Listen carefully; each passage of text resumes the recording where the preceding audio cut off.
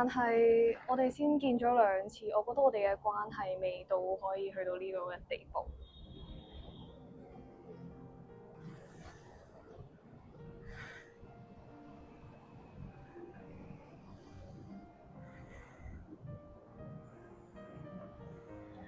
我醒起我好會有嘢做，我行先啦。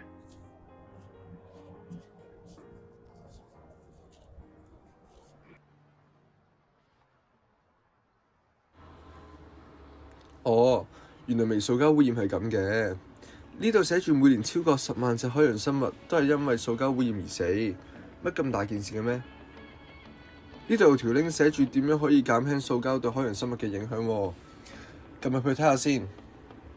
哦，佢呢度話走塑可以由生活習慣裡面實行，例如出街嘅時候，我哋可以自備水樽，避免購買樽裝水；買外賣嗰陣時，亦都可以自備餐盒同埋餐具，避免使用即棄塑膠容器同埋餐具。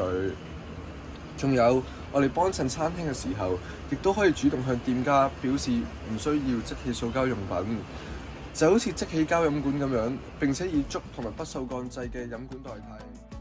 其實諗翻起，實踐環保都唔係好難啫。好多時我哋做多一步，講多一句，就已經可以為環保出多一分力。咁我下次見到 Mary， 我就可以同佢講我近排都搞緊環保，氹下佢開心先。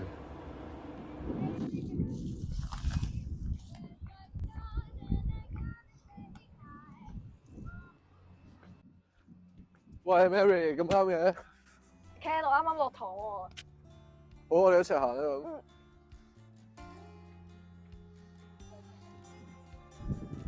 我同你講啦，我啱啱睇咗一篇有關微塑膠嘅報導，人類日常用嘅即棄膠飲管同埋餐具都會造成好大影響，因為呢啲即棄物品會往往造成好多嘅微塑膠，對海洋造成好大影響。喂，你真係有做咗功課㗎喎。梗係啦，係喎，我頭先買咗啲零食喎，請你食啊。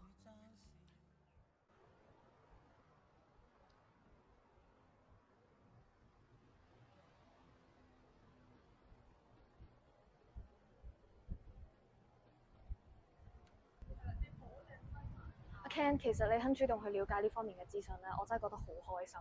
但係有時有啲嘢你唔可以齋講唔做，有實際行動先得㗎。雖然你對呢方面嘅資訊係了解多咗，但係你有冇意識到你買呢啲零食用嘅呢個環保膠袋，同時都會對地球造成污染同埋傷害㗎？而且你用一次就掉，真係好唔環保咯。Sorry， 我冇諗咁多。咁點解你唔試下自備一個環保袋咧？個袋唔單止可以循環再用，仲可以減少微塑膠嘅製造。其實只要我哋每人肯行多一小步，就可以逐步咁減低對地球嘅傷害同污染㗎啦。算啦 ，Ken， 我都係中意啲有環保意識同埋有實際行動嘅男仔。我覺得我哋唔好夾咯，我走先。